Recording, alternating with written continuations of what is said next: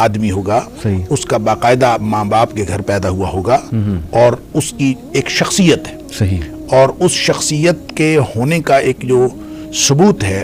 دیکھیں یہ no doubt کہ نبی پاک صلی اللہ علیہ وسلم بہت ڈراتے تھے اس فتنے سے، بلکہ آپ نے فرمایا کہ آدم علیہ السلام کی تخلیق سے لے کر قیامت کے وقوع پذیر ہونے تک سب سے بڑا فتنہ. بالکل. اب دیکھیں وہ سب سے بڑا فتنہ اسی وجہ سے ہے کہ وہ لوگوں کو دھوکہ دے گا. بالکل. اور جب لوگوں کو ڈیسیو کیا جاتا ہے تو اب آپ سامنے عقل مند ہو، سامنے جتنا مرضی صاحب فہم و فراست ہو، جب اس کو آپ دھوکہ دے دیتے ہیں تو وہ شخص دھوکے میں آ جاتا ہے اور دھوکے میں آنے کے امکانات موجود ہوتے ہیں. بالکل. اسی لیے نبی کریم صلی اللہ علیہ وسلم کی بے شمار حدیث کے بارے میں اس کے بارے میں ہیں کہ جب آپ کو پتہ چلے کہ دجال کا ظہور ہو گیا تو آپ نے اس کی طرف نہیں جانا بلکہ اس کے دور جانا ہے. کیونکہ ایک شخص کہے گا کہ میں تو اتنا صاحب ایمان ہوں، میں اس کے ساتھ جا کے بات کروں گا، مجھے میں تو جناب، اور وہ جائے گا جا کے اس فتنے کا شکار ہو جائے گا کیونکہ دھوکہ ہے نا. لہذا دجال کا جو لفظ ہے یہ ہمیں اپنے تجربے کے ساتھ جب ہم اس کو اٹیچ کرتے ہیں تو ہمیں ہر دھوکے باز چیز جو ہے وہ دجال لگتی ہے. اس لیے آپ کو سوشل میڈیا کے اوپر بھی اور مختلف لوگوں کے درمیان مختلف قسم کی انٹرپریٹیشنز ملتی ہیں. نبی کریم صلی اللہ علیہ وسلم کے دور میں ایک شخص تھا، ایک لڑکا تھا، بلکہ یہودیوں کے ہاں وہ اس کا نام تو صاف یا صافی تھا لیکن اس کو ابن سیاد کے نام سے مشہور تھا. بالکل. تو اب اس کے بارے میں صحابہ کرام نے باقاعدہ نبی کریم صلی اللہ علیہ وسلم سے یہ عرض کیا کہ اس کے اندر ہم کچھ چیزیں ایسی دیکھتے ہیں جو عام نہیں ہے، عام لوگوں میں نہیں ہوتی، لہٰذا ہمارے خیال میں وہ دجال ہے. بالکل ٹھیک. تو نبی کریم صلی اللہ علیہ وسلم تشریف لے گئے، آپ نے اس کے ساتھ گفتگو کی. اس کا مطلب یہ ہے کہ نبی پاک صلی اللہ علیہ وسلم کا اس کو کنسیڈر کرنا، وہ دجال تھا کہ نہیں تھا اس کے بارے میں آگے بہت ساری حدیث ہیں، وہ دجال تھا کہ نہیں تھا یہ ایک الگ بات ہے، لیکن نبی کریم صلی اللہ علیہ وسلم نے اس کو کنسیڈر کیا. آپ نے اس کے ساتھ گفتگو کی، حتیٰ کہ وہ کوئی کہانت وغیرہ کرتا تھا، یعنی تھا تو یہودیوں کی اولاد لیکن وہ کوئی کسی سے کہانت سیکھی تھی یا اس کے پاس کوئی ایسی چیز تھی. کہانت کہتے ہیں کسی چیز کا حساب لگا لینا، اور وہ حساب لگا لیتا تھا.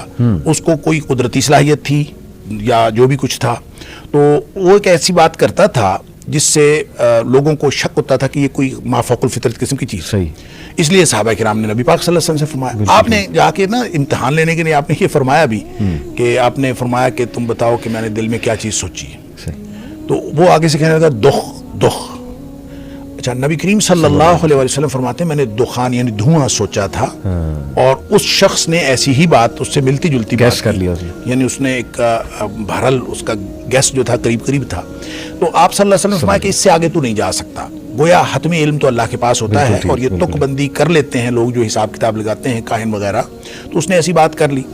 اس کے بعد وہ شخص کافی دیر زندہ رہا. وہ یعنی عمر فاروق رضی اللہ تعالیٰ عنہ کے دور میں بھی تھا اور لوگ جو ہیں اس کے بارے میں بعض لوگوں نے تو صحابہ کرام کے بیانات آتے ہیں کہ ہم نے تو کنفرم سمجھا ہوا تھا کہ یہی دجال. اس پر پھر ابو سعید خدری رضی اللہ تعالیٰ عنہ کی ایک حدیث جو ہے وہ ہمیں اس کے بارے میں ایک رہنمائی فراہم کرتی ہے. حضرت ابو سعید خدری رضی اللہ تعالیٰ عنہ فرماتے ہیں کہ ہم حج کے لیے گئے تو ساتھ وہ بھی تھا. اچھا. تو راستے میں کسی جگہ میں بیٹھے تو کہتے ہیں کہ مجھے اس سے ابو سعید خدری رضی اللہ تعالیٰ عنہ مجھے اس سے نفرت تھی. میرا دل کرتا تھا کہ یہ نا کہیں دور بیٹھے.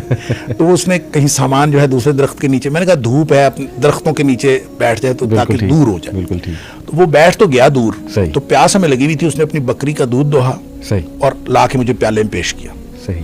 ابو سعید خدری رضی اللہ تعالیٰ فرماتے ہیں میں اس کے ہاتھ سے دودھ پینا نہیں چاہتا تھا، لہٰذا میں نے اس کو کہا بھی اتنی شدید گرمی ہے اور یہ دودھ بھی گرم ہے، میں نہیں پیتا. اور آپ نے یہ کہہ کے نا اس کا دودھ واپس کر دیا. تو اس کو سمجھ بھی آ گئی کہ نا یہ اوائڈ کر رہے ہیں. تو اس نے پھر یہ بات کہی، اس نے کہا دو لوگ مجھے دجال سمجھتے ہیں، حالانکہ نبی کریم صلی اللہ علیہ وسلم کی حدیث ہے کہ وہ کافر ہوگا اور میں تو مسلمان ہوں، میں حج کرنے کے لیے جا رہا ہوں. پھر نبی کریم صلی اللہ علیہ وسلم نے فرمایا کہ وہ لا ولد ہوگا، میری تو اولاد ہے، میں اپنی اولاد چھوڑ کے آیا ہوں، مدینے میں میرا لڑکا ہے، میرا بیٹا. پھر نبی کریم صلی اللہ علیہ وسلم نے فرمایا مدینہ اور مکہ میں وہ داخل نہیں ہو سکے گا. تو میں تو مدینہ منورہ میں رہتا ہوں اور مکہ میں جا رہا ہوں. یہ تین باتیں ابو سعید خدری رضی اللہ عنہ فرماتے ہیں جب اس نے یہ کہیں تو مجھے یہ یقین ہو چلا کہ یہ بندہ تو دجال نہیں ہے. اور میں نے اب تک کی جتنی اس کے بارے میں کنسیڈریشنز رکھی تھیں میں نے سوچ لیا کہ اب نہیں رکھنی. لیکن اس نے ساتھ ہی جو اگلی بات کی، مسلم شریف کی حدیث ہے، اس نے جو اگلی بات ساتھ ہی کر دی کہ اس نے کہا البتہ مجھے پتا ہے کہ دجال کہاں پیدا ہوا ہے، دجال کے پیدا ہونے کے بارے میں مجھے معلوم ہے اور یہ بھی معلوم ہے وہ کہاں ہے. بس وہ کہتے ہیں یہ بات اس نے کی تو ابو سعید خدری رضی اللہ عنہ مجھے فرماتے ہیں مجھے پھر اس بارے میں شک ہو گیا. اس کے بارے میں یہ کہا جاتا ہے کہ وہ واقعہ ہررا کے بعد وہ کہیں گم ہو گیا تھا. اچھا. کہیں وہ یعنی اس کی موت کسی نے نہیں دیکھی, وہ شخص گم ہو گیا تھا. اس لیے جو لوگوں نے تطبیق دی ہے محدثین نے, تمیم داری والی حدیث آپ لوگوں کو معلوم ہے, اور شاید عوام الناس کو بھی معلوم ہوگی جنہوں نے جا کے دجال کو دیکھا تھا. تو ان دونوں احادیث کو تطبیق دیں, اور اس طرح کی یہ جو ابن سیاد والی ساری, ابن سائد بھی اس کو بعض لوگ کہتے ہیں, اس کو آپ تطبیق دیں تو جو نتیجہ نکلتا ہے, جو علماء نے نتیجہ نکالا ہے, وہ یہ کہ یہ شخص جو تھا نا, یہ کوئی غالباً شیطان تھا. اچھا. شیطان کا کوئی پرتو تھا, اور اس کا کنیکشن تھا اس شخص کے ساتھ, دجال کے ساتھ. وہ جو اصل دجال ہے, یہ دجال نہیں تھا, لیکن اس کا کنیکشن اس کے ساتھ تھا, اور یہ پھر دوڑا بھی وہاں سے ہے. اور بعض نے کہا کہ شیطان نے ایک انسانی روپ دھارا ہوا تھا. صحیح. اور اس لیے لوگوں کو اس کی پیدائش اور اس کی وفات کے بارے میں کچھ علم نہیں ہے. اور بعض لوگوں کا خیال ہے کہ نہیں, چونکہ نبی پاک صلی اللہ علیہ وسلم نے فرمایا کہ دجال ایک تو نہیں ہوگا, بڑے دجال کے آنے سے پہلے بہت سارے دجال آئیں گے, دھوکے باز بہت سارے آئیں گے, اور اس میں سے ایک دھوکے باز وہ بھی تھا. اس طرح کی انٹرپریٹیشن ہے. لیکن ایک بات ان ساری باتوں سے سمجھ آتی ہے کہ وہ ہوگا شخص, ایک فرد ہوگا, اور اس کی باقاعدہ تھنکنگ ہوگی, وہ انسانوں کی طرح بات کرے گا, اور انسانوں کی طرح ہی وہ گفتگو کرے گا, اور انسانوں میں سے ہوگا. وگرنہ اگر وہ کوئی مشین ہوتی, یا اگر وہ کوئی معاشرہ ہوتا, یا کوئی مجرد فکر ہوتی, تو نبی کریم صلی اللہ علیہ وسلم اس ابن سیاد کو قطعاً کنسیڈر نہ کرتے. بالکل ٹھیک, جزاک اللہ, بڑی ڈیٹیل میں آپ نے بتایا. ایک سوال میرے ذہن میں آ رہا تھا, بلکہ کسی نے مجھ سے پوچھا بھی تھا کہ اگر صحابہ ابن سیاد کو دجال کنسیڈر کر رہے تھے, تو دجال کی تو فزیکل کریکٹرسٹک اتنے واضح ہیں, آنکھ کا جو ذکر ہے کہ ایک آنکھ تو جو ہے وہ اس طرح گریپ کی طرح پروٹیوٹ کر رہی ہوگی, تو کیا ابن سیاد پہ وہ فزیکل کریکٹرسٹک پورے اتر رہے تھے جو صحابہ نہیں اتر رہے تھے؟ یہی تو میں کہہ رہا ہوں, نہیں اتر رہے تھے. اسی لیے تو صحابہ کرام شک میں مبتلا تھے کہ اس کے اندر کچھ خصوصیات تھیں. ایک بات. دوسری بات یہ ہے کہ نبی پاک صلی اللہ علیہ وسلم نے جتنی دجال کی نشانیاں بتائی ہیں, وہ کوئی ایک ہی فہرست میں تو نہیں بتا دی, آپ مختلف اوقات میں بتاتے رہے. اب ہمارے پاس کمپائل ہو کے وہ ساری موجود ہیں, لیکن اس وقت جب ابن سیاد موجود تھا, اس وقت کچھ نشانیاں بتائی تھی, کچھ نہیں بتائی تھی. البتہ کافر والی تو تھی. یہ جو مسلم شریف کی حدیث میں خود وہ کہہ رہا ہے, ابو سعید خدری رضی اللہ عنہ کی روایت کے مطابق, وہ خود کہہ رہا ہے کہ نبی پاک صلی اللہ علیہ وسلم کافر ہوگا, میں تو مسلمان ہوں. تو اس کا مطلب یہ نشانیاں تو تھیں. بالکل ٹھیک. کچھ لوگ یہ کہتے ہیں کہ دیکھیں, تمیم الداری کی حدیث سے تو ثابت ہو رہا ہے کہ دجال پیدا بھی ہو چکا ہے, موجود بھی ہے, ایک جزیرے میں قید بھی ہے. کیا یہ بنی اسرائیلی روایت ہے, صحیح حدیث ہے کہ وہ بانج اس کے ماں باپ ہوں گے, کافی عرصے سے بچہ نہیں ہو رہا ہوگا, تو پھر دجال وہاں پیدا ہوگا اور ینگ ایج میں باہر نکلے گا؟ تو کیا اس نے پیدا ہونا ہے دوبارہ سے, یا وہ پہلے سے موجود ہے؟ یہ تھوڑا سا کنفیوژن ہوتا ہے. پیدا ہونے کے بارے میں تو کوئی صحیح حدیث نہیں ہے. صحیح ہے کہ نبی پاک صلی اللہ علیہ وسلم ایسی کوئی بات فرمائی ہو کہ وہ پیدا ہوگا فلان جگہ ہوگا. البتہ جو تمیم داری والی روایت ہے, اس کو نبی پاک صلی اللہ علیہ وسلم نے انڈورس کیا ہے کہ دجال ہی تھا. دجال ہی تھا. اور وہ جب وہ دیکھ کے آئے ہیں, مل کے آئے ہیں, پھر اس نے جو نشانیاں پوچھیں, وہ بھی نشانیاں نبی کریم صلی اللہ علیہ وسلم نے بتائی ہیں. بالکل. اور اس کا مطلب یہ ہے کہ وہ شخص پیدا ہو چکا ہے, اور کہیں پہ اس کو کسی جگہ پہ قید ہے, یا اس کو خاص موقع پر اس کا ظہور کے لیے, کیونکہ جتنے بھی الفاظ احادیث میں آتے ہیں, کہیں بھی یہ نہیں آیا کہ وہ پیدا ہوگا. صحیح. ظہور ہوگا. اور ظاہر اس چیز کا ہوتا ہے جو پہلے خفیہ ہو, مخفی ہو, اور مخفی چیز ظاہر ہو جائے. بالکل. اور اس لیے دجال کے بارے میں جتنی دفعہ بھی نبی پاک صلی اللہ علیہ وسلم ظہور کی بات ہی ہے, حتیٰ کہ مسلمانوں کے وہ جو قسطنطنیہ کے اوپر مسلمان جو ہیں وہ حملہ آور ہو رہے ہوں گے, اور مسلمان وہاں پہ یعنی فتح حاصل کریں گے, تو ان کو بتایا جائے گا کہ پیچھے سے دجال کا ظہور ہو گیا ہے, اور وہ واپس دوڑیں گے. حالانکہ دجال کا ظہور نہیں ہوا ہوگا, تو وہ واپس دوڑیں گے. تو ظہور ہر جگہ پہ ظہور کی بات ہے. اس کا مطلب ہے کہیں مخفی ہے. تو تمیم داری رضی اللہ تعالیٰ والی جو حدیث ہے, وہ اس کو انڈورس کرتی ہے کہ وہ کسی جگہ پہ موجود ہے, اور ایک خاص وقت میں وہ ظاہر ہوگا.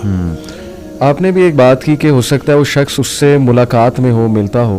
تو اسی کو بیسس بنا کے کچھ لوگ یہ کہتے ہیں کہ آج بھی کچھ ہڈن تنظیمیں جیسے فری میسنز, الومیناٹی کا ذکر کرتے ہیں کہ وہ لوگ بھی ملاقاتیں کرتے ہیں دجال سے. ہو سکتا ہے ایجنڈا بھی لیتے ہوں, کسی جزیرے میں قید ہے, ابھی اسے آنے کی اجازت نہیں ہے, لیکن جس طرح کے حالات بن رہے ہیں, اسپیشلی ویسٹرن سویلائزیشن کو دیکھا جائے, تو 9/11 کے بعد وہ پھر سارے ریلیشن کرتے ہیں کہ میں آپ کو جیسے بتاتا ہوں ان کے دلائل، سارے لوگوں کے میں دلائل سامنے رکھتا ہوں کہ 9/11 کے بعد ایک بہت بڑا فتنہ پھیلا. وہ کہتے ہیں کہ صحیح مسلم میں وہ حدیث میں بھی ہے کہ وہ فتنہ جو ہے وہ عربز کو اسپیشلی اپنی گھیر میں لے لے گا. اس میں بہت قتل و غارت ہوگی، اس میں اٹیک کیا جائے گا مسلم لینڈز پہ، اور اس میں یمن، شام اور عراق، یہ 3 علاقے خاص طور پہ یہاں خانہ جنگی ہوگی، یہاں پہ سینکشنز لگائی جائیں گی. وہ ساری حدیث ریلیٹ کر کے پھر یہ کہ دجال کے 3 سال آنے سے پہلے قحط سالی ہوگی. پھر یہ بھی وہ حدیث لاتے ہیں کہ 6 سال پہلے ایک بہت بڑی وار ہوگی، آرمگیڈون ہوگی. تو ان ساری چیزوں کو سامنے رکھتے ہوئے کہتے ہیں کہ یہ جو 2001 کے بعد ابھی تک کا دور چل رہا ہے، یہ پری دجالک ایک آپ کہہ لیں دور ہے. اب اس کا صرف فزیکل آنا رہ گیا. پھر وہ اس میں سائنٹیفک جو آج کل ہم فینومیناز دیکھ رہے ہیں، جیسے میں آپ کو ایک مثال دیتا ہوں کہ میٹاورس جو ہے وہ آپ کو پتہ ہے کہ ورچوئل ریالٹی وہ لگا لیتے ہیں اور پھر انسان اپنا ایک پوری دنیا کریٹ کر سکتا ہے اس میں یہاں تک ہم نے سنا ہے، جو بالکل صحیح بات ہے، کہ انسان کے موت کو ڈیفیٹ کر دے گا. وہ ایسے کہ کسی بھی انسان کی کانشیسنیس ریکارڈ ہو رہی ہے ایک کمپیوٹر پروگرام میں یا ایک چپ میں. جب وہ انسان مرے گا تو سمپلی وہ چپ اس کے ذہن سے نکال کے کمپیوٹر پروگرام اس کو کاپی کرے گا. بالکل وہی انسان، اسی کی آواز کا انسان میٹاورس میں کریٹ ہو جائے گا، کھڑا ہو کے آ جائے گا. تو ان شارٹ وہ مرا نہیں ہے، بس اس کی باڈی ڈس انٹیگریٹ کی ہے، لیکن وہ پورا کا پورا انسان، اس کے ماں باپ یا جو بھی وہ ہیں مرے ہیں، وہ میٹاورس میں ان کے ساتھ بات چیت کر رہا ہے. تو یہ ساری چیزیں دیکھتے ہوئے نا لوگ کہتے ہیں کہ یار یہی فتنہ دجال کے نشانیاں ہیں جو حدیث میں بتائی گئی ہیں کہ وہ مردوں کو زندہ کرے گا. پھر یہ کہ وہ ایسے ایسے میریکلز دکھائے گا جیسے لوگ حیران ہو جائیں گے. اس کے ہاتھ میں رزق ہوگا، جدھر جائے گا قحط سالی لے آئے گا، جدھر جائے گا وہ جو ہے رزق دے دے گا لوگوں کو. اس کے ہاتھ میں جنت ہوگا، دوزخ. تو لوگ اس کو نا ماڈرن چیزوں سے ریلیٹ کرتے ہیں بہت زیادہ. تو کیا یہ اپروچ ٹھیک ہے؟ اس کی کتنی حد تک اجازت ہے؟ اور ہمیں کیا غور و فکر واقعی کرنا چاہیے ان حالات کو سامنے رکھتے، تاکہ ہم خود بھی وارن ہوں، اپنی جنریشن کو بھی وارن کر سکیں کہ دیکھو فتنہ تو تمہارے سامنے ہے. موومنٹس، ازمز اور اسکزمز کتنے چل رہے ہیں، اور ہماری بچیاں غلط سائٹ پہ جا رہی ہیں. LGBT آج آپ دیکھ لیں. یہ ساری چیزیں ریلیٹ کرنا ٹھیک ہے؟ دیکھیں اصل میں نا آپ اگر اس کو جیسے آپ نے کہا پری دجالک دور اگر اس کو ہم کہہ دیے جائے تو یہ غلط نہیں ہوگا. میرے خیال ہے یہ تو اس میں تو کوئی حرج نہیں ہے صحیح کہ دجال کے لیے پورا ماحول تیار ہو رہا ہے. بالکل ٹھیک. ایک اس کے لیے پورا ایک سرکمسٹانسز کریٹ کیے جا رہے ہیں، اور جب یہ پوری طرح دھوکے کا دور بن جائے گا اور ہر چیز کے اندر دھوکہ آ جائے گا تو پھر دجال بھی آ جائے گا. ابھی تک یہ اس کے لیے تیار نہیں ہوا. اچھا. اور دوسری بات یہ ہے کہ اس کی ماڈرن چیزوں کو آپ ان کے ساتھ ریلیٹ کرتے جائیں، یہ کسی حد تک ریلیٹ ہو سکتی ہیں. اچھا. کیونکہ ہر چیز کے اندر دھوکہ ہے، اور خاص طور پہ میڈیا اور یہ جو AI جو ہے آرٹیفیشل انٹیلیجنس، جس میں آپ خاص طور پہ میٹاورس کا جو کانسیپٹ آپ نے بتایا، دیکھیں یہ زندہ کرنا تو نہیں ہے. صحیح. زندہ کرنے کے بارے میں تو بالکل کلیئر کٹ ہے کہ شیطان، وہ جو دجال ہے وہ بالکل زندہ انسانوں کو زندہ کرے گا اور جیتے جاگتے انسان نظر آئیں گے. اور پھر ایک وقت آئے گا جب وہ انسان کو قتل کرنا چاہے گا، وہ قتل ہی نہیں ہوگا. یعنی ایک وقت میں وہ بندے کو قتل کرے گا، زندہ کرے گا، قتل کرے گا، زندہ کرے گا. یہ اس کے پاس یہ اتھارٹی ہوگی. صحیح. لیکن جب اللہ کا حکم ہوگا تو پھر اس کے بعد یہ اختیار ختم ہو جائے گا. لیکن اس میں یہ نہیں ہے کہ اس کی کوئی حیت چینج ہو جائے گی یا اس کے اندر یہ میٹاورس تو بالکل ایک آپ چپ ڈال کے آپ صرف اور اس کی میموری جو ہے وہ یوز کر سکتے ہیں. اس میں آپ کو جو روبوٹ ٹائپ کوئی چیز ساتھ لگانی پڑے گی، اس کو جو جسم دینا ہے آپ نے وہ تو کوئی اور دینا ہے، اور وہ کوئی آرٹیفیشل کوئی چیز دینی ہے، ایسا نہیں ہے. لہٰذا آپ یہ کہہ سکتے ہیں کہ اس کی چپ سے چیزیں نکال کر دھوکے کے لیے، دجالیت کے استعمال کرنا یہ بالکل ٹھیک ہے، یہ ہو سکتا ہے.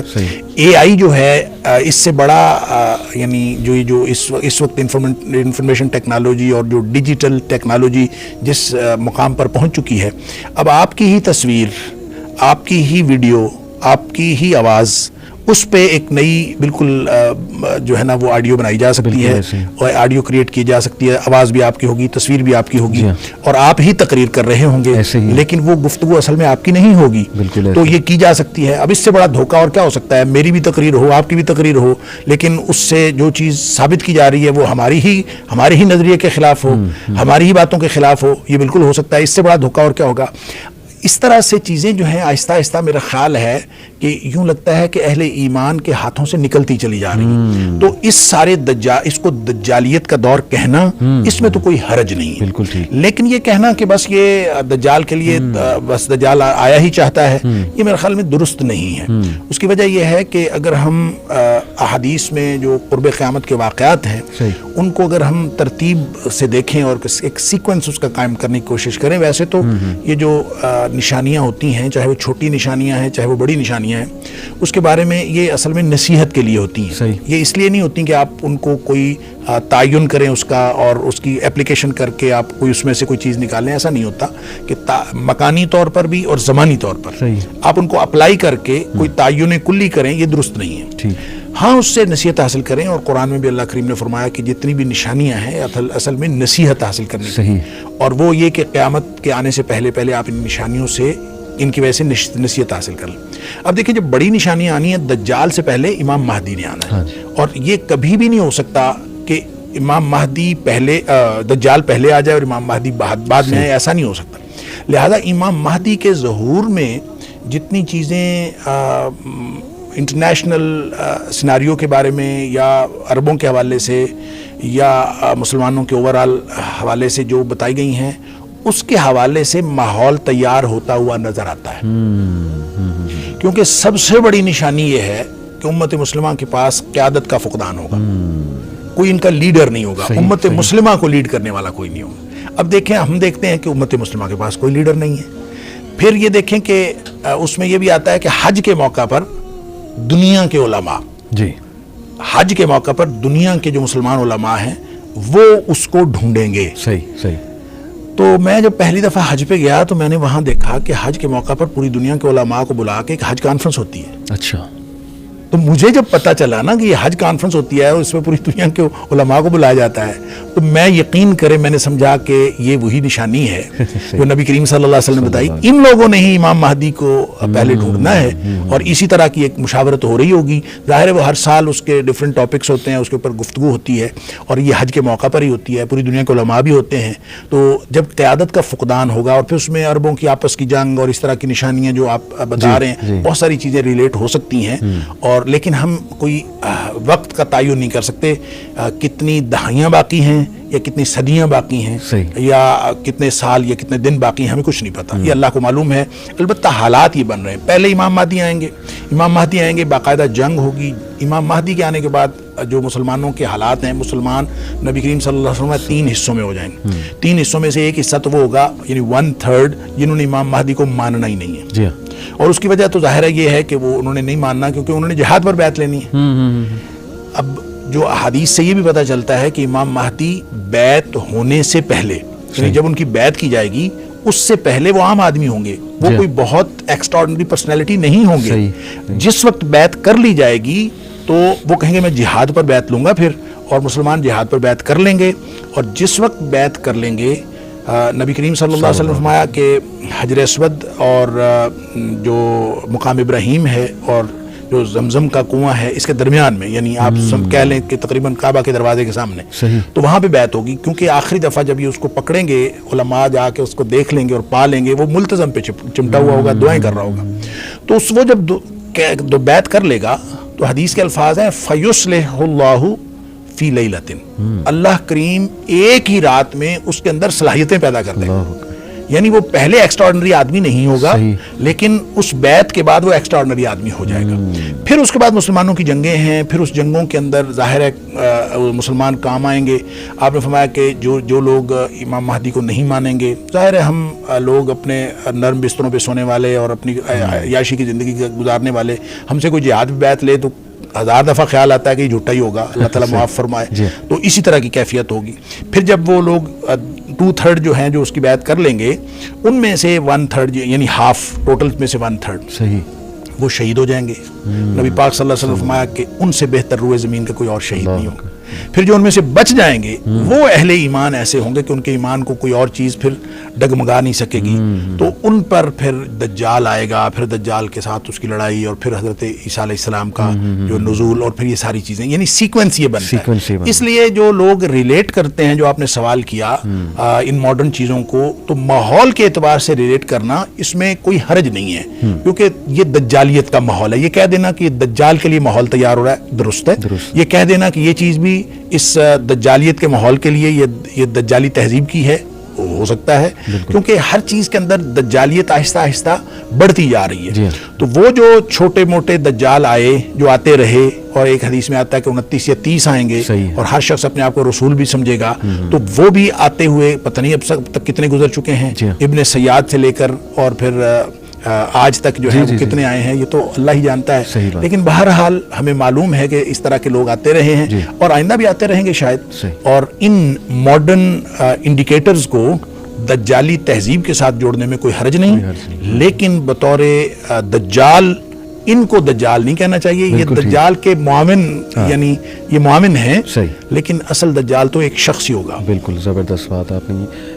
एक बात मेरे जहन में आ रही थी कि दज्जाल के बारे में आता है कि सबसे पहले वो ये दावा करेगा कि वो हज़रत ईसा है, मसीहा होने का दावा करेगा, और फिर खुदाई का दावा कर देगा। बात दुरुस्त है, बल्कि एक ख्वाब भी देखा अल्लाह के नबी सल्लल्लाहु अलैहि वसल्लम ने कि वो तवाफ़ कर रहे हैं, हज़रत ईसा तवाफ़ कर रहे हैं और उनके पानी गिर रहा है बालों से, दज्जाल उनके पीछे पीछे है।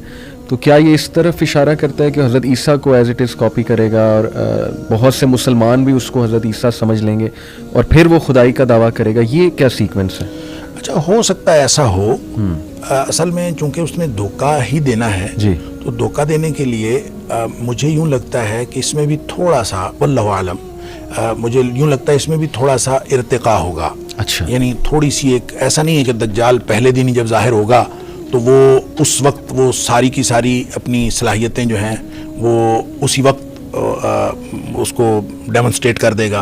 मुझे लगता है कि इसमें भी थोड़ा सा ना एक ग्रेजुअली वो आगे बढ़ेगा। सही। और इसको आप देखें, एक तो अल्लाह ताला ने उसको सलाहियत दी होगी, ऑब्वियसली वो इम्तिहान के लिए है, अहले ईमान के ऊपर बहुत बड़ा इम्तिहान है और रूए ज़मीन का सबसे बड़ा फितना है, इसीलिए आपने उससे पनाह मांगने की सारे तलकीन की अहले ईमान को। लेकिन जो असल बात है कि वो आप देखें ना प्रैक्टिकली, जैसे आपने फरमाया कि मेटावर्स में चिप जो है वो किसी और में डाल दें तो वो उसके साथ, आप जरा ये देखें कि एक आदमी आया है और वो धोखेबाज है, दुनिया का सबसे बड़ा धोखेबाज। बिल्कुल सही। वो चाहे ईसा अलैहिस्सलाम की शक्ल बन के धोखा दे, चाहे किसी तरह की। अब आप उसके साथ ये करते हैं कि जो मेमोरी जो है, दुनिया का जो बेहतरीन सबसे बड़ा इंजीनियर है, उसकी मेमोरी डाउनलोड करके आप एक चिप पे लगा देते हैं। सबसे बड़ा जो डॉक्टर है उसकी भी मेमोरी आप एक चिप पे लगा देते हैं। आप इस तरह करके दुनिया के जो सबसे बड़े उलूम रखने वाले और सबसे बड़े माहिरीन हैं, उनकी मेमोरी डाउनलोड करके वो चिप उस दज्जाल के दिमाग में इंस्टॉल कर देते हैं। अब देखें वो क्या बनेगा। वो तो बहुत बड़ी बला। तो ऐसी ही कोई चीज़ होगी। हो सकता है कि प्रैक्टिकली ऐसा कोई बात हो, लेकिन अल्लाह करीम ने उसको सलाहियत दी होगी फितने के तौर पर, आजमाइश के तौर पर। और वो सलाहियत कैसे है? वो चिप्स के थ्रू है या वो आएगा तो अपनी सारी सलाहियत लेके आएगा, ये अल्लाह ही जानता है, हम इसके बारे में कुछ नहीं कह सकते। अलबत्ता ये जो टेक्नोलॉजी है जिसको हम देख रहे हैं, और ख़ास तौर पे जो आर्टिफिशियल इंटेलिजेंस और मुख्तलिफ चीज़ें, ये आहिस्ता आहिस्ता हमें इस चीज़ पर पुख्ता यकीन दिला रही हैं कि इस दुनिया में धोखा ही धोखा है। तो वो धोखेबाज जब आएगा तो ये बाहर उसकी मामून तो होगी। ज़बरदस्त। और देखें ना, अगर हम ये आज की दुनिया देखें शेख, तो हम हर वक्त नज़रों में हैं, यानी ये जो सैटेलाइट्स हैं और ये हमारे जो फ़ोन्स हैं, ये हमें ट्रैक कर रहे हैं। एक बंदा उनकी नज़रों में है, तो ये भी एक उसका वेपन तो होगा डेफिनेटली, कि एक बंदे की खबर रखना और नज़र रखना लोगों। इवन ऐसी बातें, स्नोडेन एक बड़ा मशहूर विसल ब्लोअर है, CIA में था पहले, अब वो रशिया में उसने पनाह ली है। तो उसने कहा कि आपकी सोच है, ये लोग आपके कमरों तक देखते हैं, आपके लैपटॉप के कैमरा से। तो इनके हाथ में, क्योंकि आज का जो जंग है ना, वो डाटा की जंग है। जितना जिस कंट्री के पास ज़्यादा डाटा है, आई थिंक कि वो सुपर पावर है। तो डाटा देखें, सारा ये जमा कर रहे हैं लोगों के बारे में। और हम समझते हैं फेसबुक फ्री है, व्हाट्सएप फ्री है। فری تو ہے لیکن اس کے بدلے وہ ہم سے کیا کیا لے رہے ہیں. ایک ایک انفارمیشن میری, میں کہاں جاتا ہوں, میں ٹریک ہو رہا ہوں, میری لوکیشن ساری ٹریک ہو رہی ہے. تو آپ کی بات بالکل ٹھیک ہے کہ یہ چیزوں سے ریلیٹ کرنا کوئی حرج نہیں ہے. اچھا دیکھیں, یہ اس کے ویپنز یہ تو ہوں گے. اس کے علاوہ بھی آپ دیکھیں نا, یہ جو جتنی بھی ملٹی نیشنل کمپنیاں ہیں جی, یہ جو کچھ ہمیں دے رہی ہیں, آہستہ آہستہ ہماری محلے کی دکان ختم ہو رہی ہے. بڑے بڑے ڈپارٹمنٹل سٹورز بن رہے ہیں. پہلے ہم کھانا بناتے تھے, ناشتہ گھر میں بنتا تھا, روٹی پکتی تھی, جو بھی کچھ ہوتا تھا. اب جو ہے ہم بریڈ کا انتظار کرتے ہیں. بریڈ جو ہے پیچھے سے سپلائی ہو رہی ہے. اور پانی جو ہے پہلے نیچے کا پی لیتے تھے ہم, نل کا گھر میں لگا ہوتا تھا, اب پانی کا بھی انتظار ہو رہا ہے, سپلائی آ رہی ہے. آپ یہ بتائیں کہ اس طرح سے کرتے کرتے یہ سارے کے سارے جو خوراک کے ذرائع ہیں یہ سینٹرلائز ہوتے جا رہے ہیں. اور جب یہ سینٹرلائز ہو گئے تو ان کو ختم کریں. ایک دن آپ نے بریڈ ہی روکنی ہے نا, بریڈ سپلائی نہ کریں تو ناشتہ ختم, انڈے سپلائی نہ کریں تو یہ ساری چیزیں سینٹرلائز ہو گئی ہیں. وہ ہماری محلے کی دکانیں تو آہستہ آہستہ ڈپارٹمنٹل سٹورز کھاتے جا رہے ہیں, اور یہ ملٹی نیشنل جو چینز ہیں ان کے ہاتھ میں سارا کچھ آ گیا. اور جب وہ دجال آئے گا تو اس نے تو بس ان کے ساتھ ہی ڈیل کرنی ہے نا. بالکل ان کو کسی اور کو تو کہنے کی ضرورت ہی نہیں. اور پانی بھی رک گیا ہمارا, اور ہمارا جو ہے وہ کھانا بھی رک گیا. ہر چیز آہستہ آہستہ چیزیں ساری ان کے ہاتھ میں آ جائیں گی. تو یہ سارے کے سارے یہ نو ڈاؤٹ کہ اس کے ویپنز ہیں. یعنی جتنی بھی احادیث اس کے بارے میں ہیں, اب وہ کوئی اتنی حیران کن چیزیں نہیں ہیں. یعنی ایسا نہیں ہے کہ کوئی کہے یار یہ کیسے ہو سکتا ہے, کیونکہ جس طرح سے سائنس ترقی کر رہی ہے, میں تو سمجھتا ہوں دجالیت کی طرف قدم بڑھ رہا ہے انسانیت کا. کیونکہ آج کی جو شیخ ویسٹرن سائنس ہے, میں سمجھتا ہوں وہ تو خدا کے انکار میں نکلی ہے. اس کی مین موٹیویشن ہی جو ہے وہ یہ ہے کہ خدا کا کوئی وجود نہیں ہے, بس چھوڑو, مٹیریل کو اسٹڈی کرو, انسانیت کی بہتری کے لیے چیزیں بناؤ. حالانکہ بہتری کے لیے کیا بنائی, زیادہ تو سفر ہی ہو رہا ہے انسان. آپ دیکھیں infertility is a big issue in our generation. میں تو کبھی نہیں آج تک سنا تھا کہ لوگوں کو اولاد نہیں ہو رہی, لیکن آج یہ میں ایک اسٹیٹسٹک پڑھ رہا تھا کہ 1 out of 6 couples are struggling with infertility. یعنی آپ سوچیں کہ 20% لوگ تو پتہ نہیں کیا خوراک کھلائی جا رہی ہے, اللہ معاف کرے, کیا ہے انگریڈینٹس اس کے, اور ہم اتنا ڈیپینڈنٹ ہو چکے ہیں شیخ کہ نکلنا ہی بڑا مشکل ہے. جیسے آپ نے کہا ہر چیز سینٹرلائزڈ ہے, بندہ کرے گا کیا. اور میں سمجھتا ہوں اسی لیے اللہ کے نبی صلی اللہ علیہ وسلم نے کہا نا کہ اس کو فیس نہ کرنا, کیونکہ وہ اس طرح سے کوئی قائل کر لے گا اور اتنا ڈیپینڈنٹ کر لے گا اپنے اوپر. بلکہ مجھے شیخ وہ ایک جوک بھی یاد آ گیا, جوک کہیں یا ایک بڑی اچھی وضاحت. ایک عالم دین سے اسی طرح ایک لڑکے نے پوچھا کہ اس کے ماتھے کے درمیان کفارہ لکھا ہوگا غالباً, تو یہ کیسے ہو سکتا ہے کہ ہم نہ پڑھیں, وہ تو بڑا کلیئر ہوگا, ہم پڑھ لیں گے پھر بھی ہم اسے فالو کریں گے. تو انہوں نے بڑا زبردست جواب دیا, انہوں نے کہا کہ آپ سگریٹ پیتے ہو, تو اتفاقاً وہ سگریٹ پیتا تھا. تو شیخ نے کہا کہ جی اس پہ نہیں لکھا ہوتا تمباکو نوشی صحت کے لیے مضر ہے, لنگ کینسر کی پکچر بھی بنی ہوتی ہے, تو کیوں پیتے ہو؟ کیونکہ ایڈکٹ ہو چکے ہیں, پتہ ہے نقصان دہ, لیکن پھر بھی جانا ہے. تو اس لیول کا فتنہ اللہ معاف کرے. ایک سوال شیخ میرے ذہن میں بڑا آتا ہے کہ اگر ہسٹوریکلی دیکھا جائے تو انسانیت بدصورت انسان کو فالو نہیں کرتے ہیں. یعنی آپ دیکھیں نا, انبیاء بھی جو آئے, میں یہی سنا ہے کہ اللہ نے انہیں ایک وجاہت دی, ایک شخصیت دی, کیرزمیٹک لیڈرشپ دی, تو جو اوصاف اس کے نظر آتے ہیں وہ تو انتہائی کوئی بدصورت قسم کا, یعنی ایک وہ نظر آتی ہے شخصیت. اتنی میجورٹی کیسے, مطلب وہ آپ میں اس حوالے سے دیکھیں, ٹھیک بات ہے, انبیاء کو اللہ تعالیٰ نے بڑی کیرزمیٹک پرسنالٹیز دی ہیں اور بہت خوبصورت پرسنالٹیز ہوتی تھی.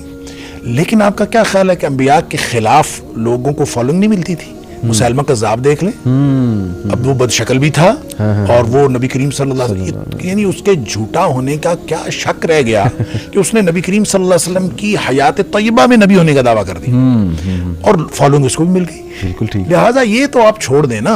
آج کے دور میں کتنے جھوٹے ہیں جن کا جھوٹ جو ہے وہ میڈیا پہ آ جاتا ہے, ہر ایک کو پتہ چل جاتا ہے, اور اس ہر شخص کو پتہ ہوتا ہے کہ جھوٹا ہے, پھر بھی اس کو فالوئنگ مل جاتی ہے. لہٰذا یہ تو معیار ہے ہی نہیں, اور لوگ جو ہیں اب اپنے مفادات کی وجہ سے جاتے ہیں, اور شکل جو ہے یہ تو بہت مائنر چیز رہ گئی ہے. دیکھیں ایک چیز ہے, بہرحال خوبصورتی ایک چیز ہے کہ لوگوں کو اٹریکٹ کرتی ہے, لیکن یہ بہت ساری کو دسیوں چیزوں میں سے ایک چیز ہے, اور جب لوگوں کو مفاد آ رہا ہوتا ہے, اصل میں ایک دن میں نہیں ہوتا. علی بھائی آپ دیکھیں نا, مجھے یوں لگتا ہے کہ نبی کریم صلی اللہ علیہ وسلم نے جو چیزیں ہمیں بتائی ہیں, ماحول آہستہ آہستہ اس کی طرف جائے گا, لوگ آہستہ آہستہ پھسلتے ہوئے اس کی طرف جائیں گے. مثال کے طور پر آپ نے ایک بات فرمائی کہ لوگوں کے اوپر, بخاری شریف کی حدیث ہے کہ لوگوں کے اوپر ایک ایسا زمانہ آئے گا, لا یاتین علی الناس زمان, کہ لوگوں کے اوپر ایک ایسا زمانہ آئے گا کہ کوئی شخص اس بات کی پرواہ نہیں کرے گا کہ جو کچھ آ رہا ہے وہ حرام کا ہے کہ حلال کا ہے, بس آنا چاہیے. تو اس کو یہ پرواہ نہیں ہے. ला युबाल अलमरु मा अखज़ मिन्हु अमिन अल हलाल और मिन अरहाम, हलाल से आ रहा है हराम से, बस आना चाहिए। बिल्कुल सही। अब आप ये बताएं कि जब एक शख्स इस नहज पे पहुंचता है, ये एक दिन में तो नहीं आ जाती। आप पहले मशकूक रोज़ी में पढ़ते हैं, आप पहले आहिस्ता आहिस्ता जो है ग्रे एरिया जो है उसको अचीव करते हैं, फिर करते करते आप सीधे हराम में चले जाते हैं, फिर आपको ये हराम हलाल की तमीज़ नहीं रह जाती। तो ये एक दिन में नहीं होता। वो जो फुट स्टेप्स है ना शैतान के ला तत्तबिउ खुतवात शैतान, तो शैतान एक एक स्टेप करके आपको उस हराम तक ले जाता है। और फिर जब कौम को हराम खाने की आदत पड़ जाए, इनफिरादी तौर पर भी और इज्तिमाई तौर पर हमारे लीडर्स भी, और सिर्फ बात हम पाकिस्तान के लेवल पे नहीं कर रहे, हम पूरी दुनिया के लेवल पे कर रहे हैं। जब लोगों को हराम खाने की आदत पड़ जाए तो जो शख्स हराम खा रहा है उसको फिर बाकी किस चीज की तमीज रहेगी? बिल्कुल सही। वो काने से आ रहा है, अंधे से आ रहा है, वो खूबसूरत से आ रहा है, वो बदसूरत से आ रहा है, आना चाहिए बस। सही। तो आपको जो भी मुफादात के लिए आपको दाना डालेगा आप उसकी तरफ चलते जाएंगे। लिहाजा वो मुल्कों के एतबार से अमेरिका हो, वो रशिया हो, वो कोई भी हो, चाइना हो, वो आपको दाना डालते हैं, आप भाग के उसकी तरफ चले जाते हैं, अपने मुफादात के लिए जाते हैं। अदरवाइज आप, यानी आपने कभी देखा होगा, कभी सुना होगा दुनिया में कि हमारे उलमाए किराम जो है वो बैठे IMF से किस्त मिलने पर शुक्रिया अदा कर रहे हैं IMF का, और यानी एक सूदी डील के ऊपर उलमाए किराम शुक्र अदा कर रहे हैं। अब देखिए एक दिन में नहीं होता, लिहाजा चलते चलते चलते चलते डिटेरिएशन आती है और फिर हम शायद उस नहज पे पहुंचेंगे कि दज्जाल को कबूल करना कोई मसला नहीं होगा। बिल्कुल सही। और ये भी तो पॉसिबिलिटी, जैसे आपने कहा कि वर्चुअल रियलिटी देखा जाए या कोई बहरूपिया हो, वो बहरूप अपना रूप बदलने वाला हो, इतना जल्दी रिकग्नाइजेबल ना हो और देखने के लिए ख़ास नज़र चाहिए हो, वगैरह वगैरह, इस तरह के व्यूज़ भी हैं। जैसे मैं अक्सर सोचता हूँ कि देखें आज के दौर में सबसे ऐसी शख्सियात जिन पर लोग जान छिड़कते हैं और अपना मसीहा मानते हैं, जैसे Bill Gates to name one, बहुत बड़ा फिलंथ्रोपिस्ट है, लेकिन उसकी एक और शख्सियत भी है, उसके बारे में है जी कि इसी ने कोरोना वायरस की ये सारी, मतलब बहुत सी थ्योरीज, कॉन्स्पिरेसी थ्योरी कह लें, इसने पॉपुलेशन रिड्यूस करनी है या रिसोर्सेज इसके हाथ में है, वगैरह वगैरह। इलॉन मस्क एक नाम है, वो आपको पता है कि किस लेवल पे वो इस वक्त स्पेस के बारे में कितनी इन्वेंशंस कर चुका है, मार्स को कॉलोनाइज करना चाहता है।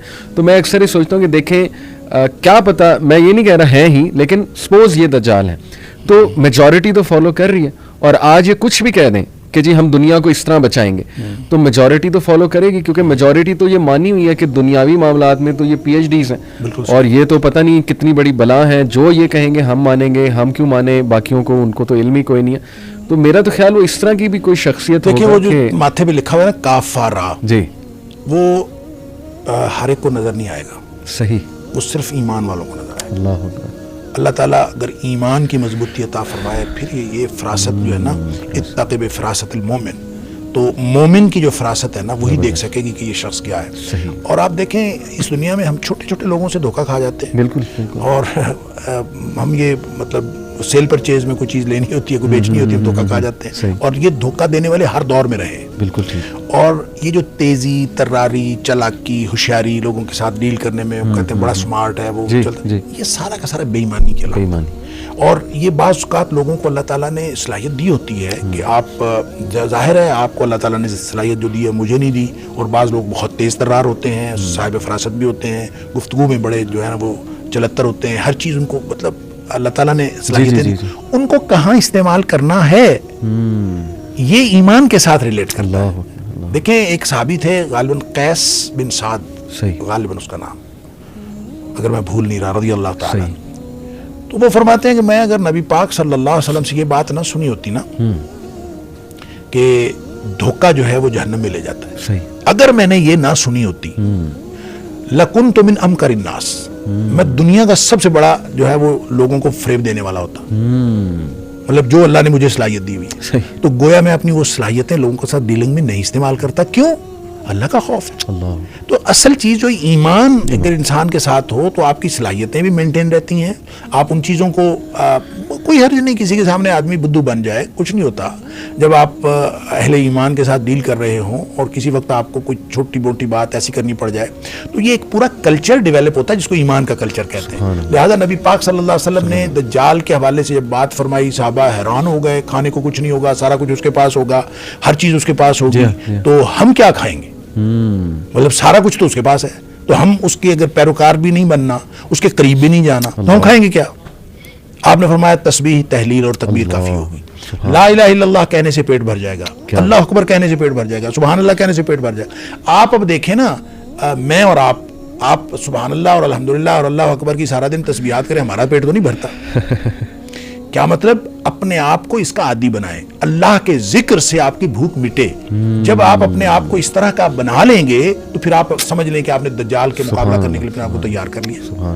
और अगर आपने ये नहीं किया, और वो ईमान ही है जो आपको बचाएगा। देखिए, इसकी एक और इंटरप्रिटेशन मैंने पहले भी एक दफ़ा हमने यहाँ बात की थी, तो मैंने अर्ज किया था कि नबी करीम सल्लल्लाहु अलैहि वसल्लम ने फरमाया सूरह कहफ पढ़ा करो। आपने फरमाया मैं हुआ, मेरे होते हुए निकल आया ना, और सहाबा डर गए थे ना, तो आपने फरमाया मेरे होते हुए आ गया तो मैं उसके साथ लड़ लूंगा तुम्हारे साथ, मैं अकेला काफी। अगर मेरे बाद आया तो तुम सब ने खुद ही लड़ना है, अपना अपना हिसाब खुद करना। अलबत्ता आपने ये फरमाया कि सूरह कहफ जो है ना वो पढ़ा करो, ये तुम्हें फायदा देगी। और खास तौर पर पहली 10 आयात की बात कि पहली 10 आयात जो है वो पढ़ो, जिसने ये याद कर ली, ये पढ़ ली, वो दज्जाल के फितने से महफूज रहेंगे। सही। अब ये 10 आयात क्या है? अब क्या ख्याल है कि बस वो वर्डिंग है, सिर्फ अल्फाज हैं, याद कर लें बस और काफी है? नहीं, वो एक पॉलिसी है। मतलब वो 9वीं और 10वीं आयत को आप देखें, अम हसिबता अन्ना अस्हाबल कहफ़ वररक़ीम कानू मिन आयातिना अजबा इज़ अवल फ़ित्यतु इलल कहफ़ वक़ालू रब्बना आतिना मिन लदुनका रहमतन वहय्यि लना मिन अमरिना रशदा। क्या तुमने ये गुमान किया है कि असहाबे कहफ़ और तख्ती वाले या रकीम वाले ये एक बस हमारी निशानियों में से एक निशानी थे? क्या तुमने ये समझ रखा है? यानी सिर्फ निशानी नहीं थे, वो निशानी भी थे, ये एक पॉलिसी है। और आपको कुर्बे क़यामत ये पॉलिसी ही काम देगी। क्या? इज़ अवल फ़ित्यतु इलल कहफ़, जब लोग अपना ईमान बचा के गार की तरफ आ गए। लिहाजा आप एक गार क्रिएट करें, और वो गार क्या है? ये कमरा गार नहीं हो सकता, कोई फिजिकल गार नहीं हो सकता, हम किसी फिजिकल गार में छुप नहीं सकते। देखें, इस दुनिया में जहां बरमुदा ट्रायंगल की मिस्ट्री तो मौजूद है जी, ठीक है, लेकिन हम कहीं छुपना चाहें, हम तो ट्रैक किए जा रहे हैं, हम तो हर जगह पे, कोई जगह छुपने की इस दुनिया में नहीं है। तो ये सारा निजाम जब दज्जाल को सपोर्ट करेगा और उसका ही सपोर्ट करने के लिए बन रहा है, तो हम कहाँ होंगे? हम तो उसके साथ मुकाबला नहीं कर सकते। लिहाजा मुकाबला किस बात पर है?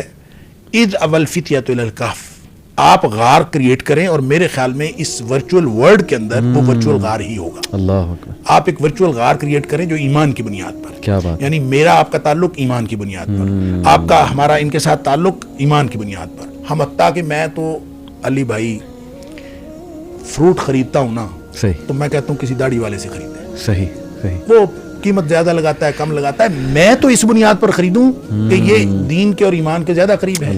वो है कि नहीं मुझे नहीं पता, सही, लेकिन मैं तो इसको बुनियाद कोशिश। लिहाजा अगर हम ये कर लेंगे, एक आदमी दूर अफ्रीका में कहीं बैठा हो और एक आदमी मशरक़े बईद में बैठा हो, लेकिन मेरा ताल्लुक उसके साथ अगर ईमान की बुनियाद पर है, तो हम सब की ये जो कम्युनिटी बनेगी, ये है वो गार। इस दौर में अगर हम ईमान की बुनियाद पर गार बना लेंगे तो इंशाल्लाह फिर हमारा ये जिक्र भी काम आएगा, फिर हम ये ईमान की बुनियाद पर ये कम्युनिटी बचेगी।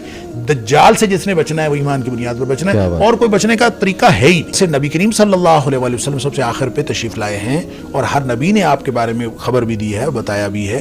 तो इसी तरह से दज्जाल जिसने नबी करीम सल्लल्लाहु अलैहि वसल्लम की उम्मत में आना है और बिल्कुल आखिर पे जाके आना है, उस फितने से डराया है हर नबी ने कि उस फितने से बच जाओ। और जाहिर है कि आप अगर अंबिया को, उनकी तालीमात को देखें तो जो मुश्तरका नुक्ता है दावत का वो तो तौहीद है, और जो मुश्तरका चीज़ है वो ईमान है। तो ईमान की बुनियाद पर जितने बड़े बड़े फितने आए, ईमान की बुनियाद पर लोग बचे हैं, और आइंदा भी ईमान की बुनियाद पर ही लोग बचेंगे। अगर ईमान कायम रहेगा तो फिर लोग बच जाएंगे, वगरना फितना आ जाएगा तो फितने के दौर में कुछ समझ नहीं आती। उस वक्त फिर बिल्कुल आप यूँ समझें कि ऐसा धुंधलका होता है, ऐसा कन्फ्यूजन होता है कि लोगों को समझ ही नहीं आती। और वो जो नबी पाक सल्लल्लाहु अलैहि वसल्लम बादिरु बिल आमाल फितनन का क़िताइल लैलिल मुज़लिम, कि अंधेरी रात की तरह छा जाने वाले फितरों से पहले पहले अमल कर लो। यानी जब वो छा जाएंगे तो फिर अमल नहीं हो सकेगा, बल्कि उस वक्त तो आपने फरमाया कि शाम को, सुबह को आदमी मोमिन होगा, शाम को काफिर हुआ पड़ा होगा, शाम को मोमिन होगा, सुबह काफिर हुआ पड़ा होगा। लिहाजा उससे पहले पहले आपने करना, यानी फितना जैसे जैसे छाता चला जाता है, अमल की कुव्वत कम होती चली जाती है। आप अगर ईमान की बुनियाद पर जिंदगी गुजारेंगे तो ईमान की बुनियाद पर जिंदगी वो हर दौर में वो उसी तरह से पे बैक करती है। अगर आप नबी करीम सल्लल्लाहु अलैहि वसल्लम के दौर में हैं, उस वक्त आप हालत ईमान में میں ہیں, آپ کو بالکل فیوریبل کنڈیشنز ملتی ہیں, اس خاص ماحول میں آپ نے ایمان کی زندگی گزاری, آپ کو تب بھی ثواب ملا, اجر ملا. اگر آپ ایسے دور میں ہیں جو دجالی دور ہے, اس دجالی دور میں آپ ایمان کی بنیاد پر زندگی گزارنا چاہتے ہیں تو یہ شدید مشکل ہے. اب اسی طرح کی زندگی آپ اب گزارنے کی کوشش کریں تو یہ تو ایک انتہا درجے کا مشکل کام ہے. وہ جو خیر القرون تھا نبی پاک صلی اللہ علیہ وسلم کے دور میں, اب تو ہم بدترین دور میں ہیں. تو آپ نے پھر خوشخبری دی, آپ نے فرمایا اس بدترین دور میں جو عمل کرے گا نا اس کو پھر 50 لوگوں جتنا اجر ملے گا.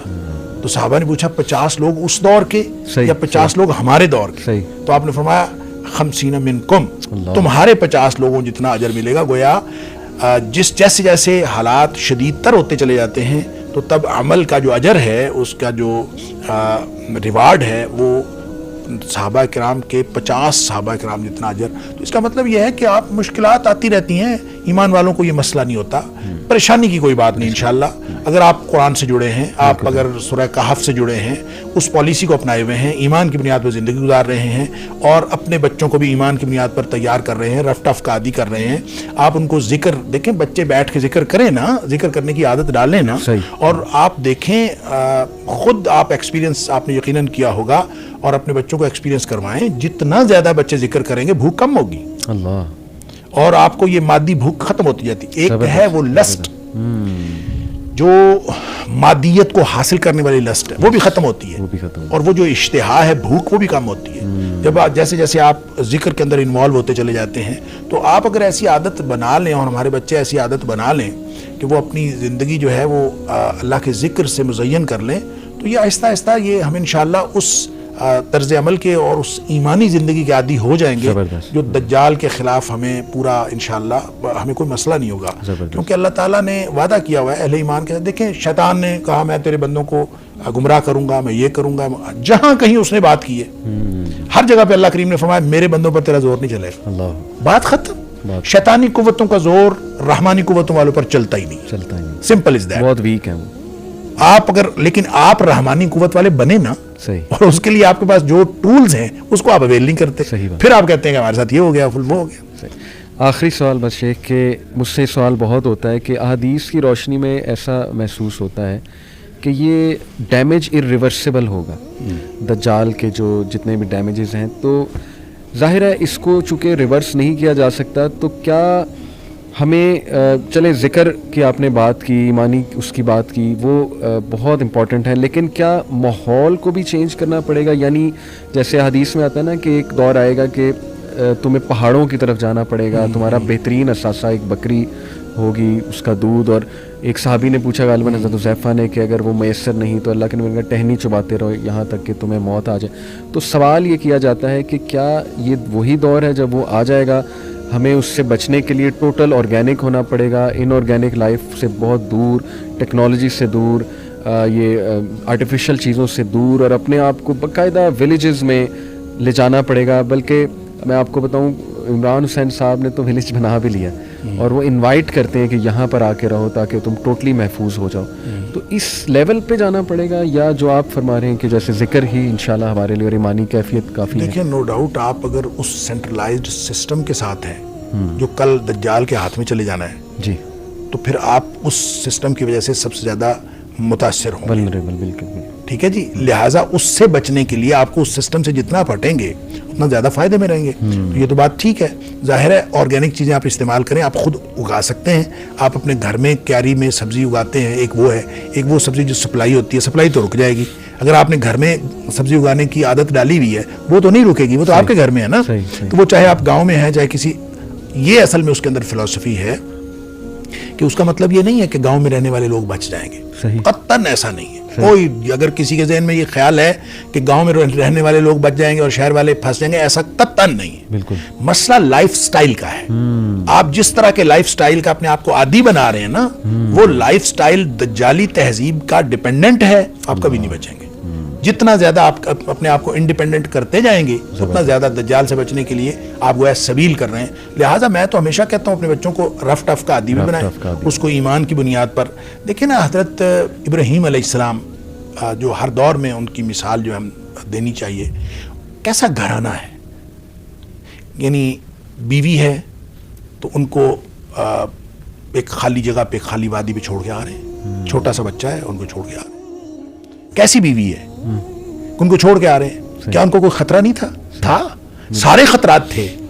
لیکن جب ایمان بنیاد بنا نا, پوچھتی رہی پیچھے سے, ابراہیم کیوں چھوڑ کے جا رہے ہو, کیوں چھوڑ, وہ بولتے ہی نہیں تھے. تو جب خود خیال آیا اللہ ہمارا کبھی ہاذا, کیا اللہ نے حکم دیا ہے, تو انہوں نے پھر کہا نعم, تو پھر شیر ہو گئی. اللہ نے حکم دیا ہے, پھر یہ کوئی چیز جو ہے مجھے کوئی خطرہ ہے, اللہ سنبھال لے, اللہ سنبھال لے. وہی بچہ بڑا ہوتا ہے تو حکم ہوتا ہے, خواب میں دکھایا کہ اس کو ذبح کر دو. اب ذبح کرنے کے لیے بیٹے سے مشورہ کر رہے ہیں. اب وہ بیٹا کیا کہتا ہے, یا ابت افعل ما تؤمر, معاملہ اس کا ہے صحیح کہ آپ اس کے حکم پر کر دیجئے. قربانی ہوئی تو نہیں, سبحان اللہ, قربانی تو نہیں ہوئی, بالکل صرف گفتگو ہوئی ہے, صحیح, اور وہ ایمان کی بنیاد پر ہوئی ہے. بالکل صحیح, وہاں بھی گفتگو ایمان کی بنیاد پر ہوئی ہے. لہٰذا آپ زندگی میں اگر کسی بھی, یعنی ہر دور میں وہ ایمان ہی ہے سکہ رائج الوقت اہل ایمان کے لیے. اگر اس کو آپ لے لیں گے انشاءاللہ, دجال کیا کوئی اس سے بڑا فتنہ بھی آ جائے گا تو اہل ایمان کو اللہ تعالیٰ محفوظ رکھے گا.